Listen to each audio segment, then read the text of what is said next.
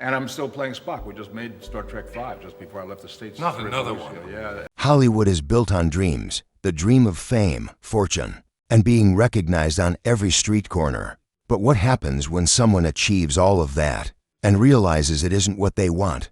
For one Star Trek actor, that realization changed his life forever. At a time when most performers would chase every opportunity to shine, he made a choice almost unimaginable. He walked away from it all. Fans remember his face from the iconic series, the role that cemented his place in sci-fi history. Conventions celebrated him, merchandise immortalized him, and millions of viewers sent letters and accolades. Yet behind the bright lights and adoring crowds, something was quietly unraveling.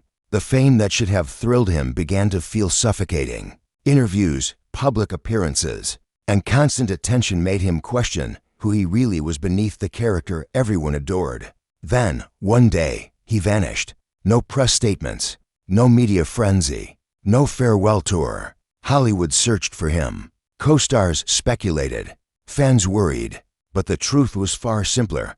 He had chosen peace over publicity, authenticity over applause, and a life of quiet freedom over stardom. That he became a taxi driver, driving through city streets, picking up strangers, and navigating ordinary life offered him something Hollywood never could: anonymity. Conversations with passengers became his new stage, the city his theater. No cameras, no contracts, no expectations, just freedom. This is the story of a man who left a universe adored by millions for a life that, on paper, seemed ordinary. But to him, it was extraordinary. It was the life he had always wanted.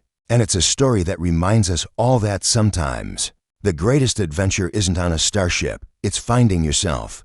Before he became a face recognized by millions of Star Trek fans, he was just another actor trying to make it in Hollywood. He had trained, studied, and performed on small stages, taking whatever roles came his way. It wasn't glamorous, it wasn't high-paying, but he loved the craft. He loved understanding people, learning their motivations, and bringing them to life on stage. It was intimate, personal, and deeply satisfying. Fame was never the goal. Recognition was incidental. And yet, destiny had a way of reshaping plans. In the mid-1960s, television was booming, and Star Trek was in its infancy. Casting directors scouted actors who could bring both humanity and depth to strange, futuristic roles. When he auditioned for the series, he didn't try to dazzle with charm or charisma. He simply delivered authenticity. The producers noticed. Though his role was initially small, his subtle intensity and quiet presence gave his character a unique appeal. Fans responded immediately. Letters poured in. Producers added scenes to give him more screen time. Without intending it, he had become part of a cultural phenomenon that at first, it felt flattering. He enjoyed the attention, the camaraderie on set, and the occasional recognition from casual viewers. Being part of Star Trek offered him opportunities he hadn't imagined. Interviews, appearances, and even conventions opened doors. Hollywood seemed full of possibilities, and for a brief period, he allowed himself to believe he could enjoy it all. But the joy was fragile. The demands of fame soon became apparent. Public appearances, autograph requests, and media scrutiny began to feel like an invisible weight pressing on his chest. Suddenly, he wasn't just an actor. He was a representative of a beloved franchise. Every word, every gesture, every photo was analyzed. He found himself performing even when cameras weren't rolling. The pressure was subtle, persistent, and exhausting. Though the outside world saw glamour, he felt the opposite: confinement. Behind closed doors, anxiety grew. He started declining interviews, skipping industry parties, and avoiding fan events that left him drained. Some colleagues misread his behavior as arrogance or aloofness. They didn't realize he was quietly retreating to preserve a sense of self. He began questioning why he was acting in the first place. Was it for the craft, or had he been swept along by expectations he never asked for? The fame that had seemed like a reward now felt like a cage. A pivotal moment came during a fan convention. Surrounded by enthusiastic admirers, he smiled, posed for photos, and repeated lines from episodes he barely remembered. The fans' excitement was genuine, but he felt hollow. He realized they were in love with the character, not the man sitting in front of them. In that instant, he recognized that his happiness was tied not to fame or adoration, but to authenticity and peace. The world wanted him to be a star, but he wanted to be himself. As the years went on, the gap between who he was and who Hollywood wanted him to be widened. Offers for new roles arrived constantly, but they felt hollow. The bright lights and applause no longer held meaning. He began contemplating a life completely removed from fame, a life where he could think, breathe, and exist without constant scrutiny. He envisioned quiet streets, simple routines, and the freedom to interact with people without cameras watching. By the time the decision came, it wasn't dramatic, it was inevitable. He finished his contractual obligations, said his quiet goodbyes, and left the industry. Hollywood expected sadness, anger, or regret. Instead, he felt relief. Finally, he could reclaim his life. Finally, he could step into anonymity, and in that anonymity, find himself again. Little did anyone know, his next chapter would be far more extraordinary than anything Hollywood could offer. A chapter that would surprise fans decades later, when he was discovered in the most ordinary, yet extraordinary, of places, behind the wheel of a taxi cab. After leaving Hollywood, the actor faced a world he barely recognized, one without cameras, scripts, or fan adoration. For someone who had measured life by recognition, applause, and the constant rush of opportunity, stepping away felt both terrifying and liberating.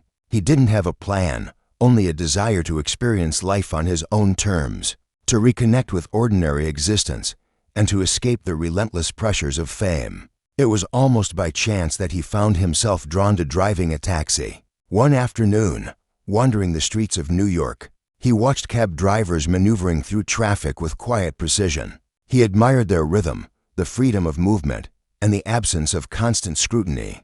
Unlike Hollywood, where every gesture could be dissected and broadcast, here he could be anonymous, invisible, just another person going about his day. Intrigued, he applied for a taxi license, rented a small cab, and began driving. Initially, it was humbling. He was just a man behind the wheel, no special treatment, and celebrity privileges. And for the first time in years, he felt free. The streets became a new kind of stage. Every passenger was a character, every ride a scene. He listened to people's stories, shared in their triumphs and sorrows, and rediscovered his love for human connection, the very quality that had drawn him to acting in the first place.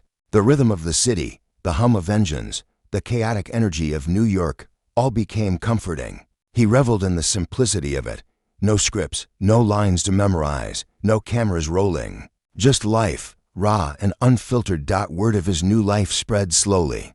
A few fans recognized him, blinking in disbelief as they climbed into his cab. They asked about his Star Trek days, the episodes, the cast, and the conventions. He smiled, answered politely, and then steered the conversation back to ordinary topics: the traffic, the weather, or a local coffee shop. He wasn't hiding. He was finally living a life untethered from expectation. Even the mundane routines brought joy. Picking up a lost tourist, helping an elderly passenger with groceries, or navigating the city streets during a quiet night shift gave him a sense of purpose he had never felt on the red carpet. Fame had once given him validation, but driving a taxi offered something deeper: autonomy, self-respect, and peace of mind. Each ride, each interaction reminded him of the humanity he craved, the authenticity he had lost while chasing the Hollywood dream. The contrast between his past life and present was stark. From interviews, conventions, and flashing cameras to fare meters, city streets, and casual conversations, every day felt real. He often reflected on the irony of it all. The public admired him for a character he played decades ago, yet he found more fulfillment in anonymous work that no one would ever celebrate.